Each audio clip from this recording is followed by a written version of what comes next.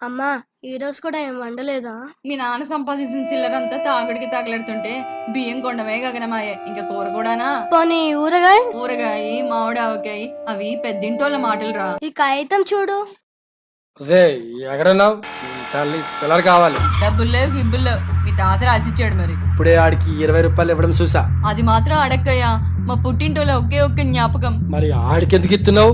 దేవుడు అంపినట్టు నాగోల్లో ఉన్న జంపాని వాళ్ళు ఈ ఎరుపు రంగు 20 రూపాయలు నోటిస్తే అర్ధ కేజీ ఆవకాయ ఇస్తారంట. ఆడు ఓ 10 దినాలు రుచికరమైన జంపాని మామిడి ఆవకాయ తింటాడు. ఆడి పొట్ట కొట్టకయ్యా. ఇది మొదటి 1000 మందికి అంట. ఈ ఎరుపు 20 రూపాయల నోటే కావాలంట. కావాలంటే ఆవకాయ అంతా నువ్వే తిను. మీ ఇద్దరు అంతలా ఆలోచిస్తూ ఉంటే నేను నా చెత్త బుద్ధిసి క్షమించరా. ఎల్లు ఆ 20 రూపాయలు అట్టుకెళ్ళి జంపాని ఆవకాయ తెచ్చుకొని రా. నీ తోడు ఇవాళ నుంచి తాగను. కట్టపడైన ఎరుపు 20 రూపాయలు సంపాదిస్తా, మళ్ళీ జంపాని ఆవకాయ అట్టుకొత్తా.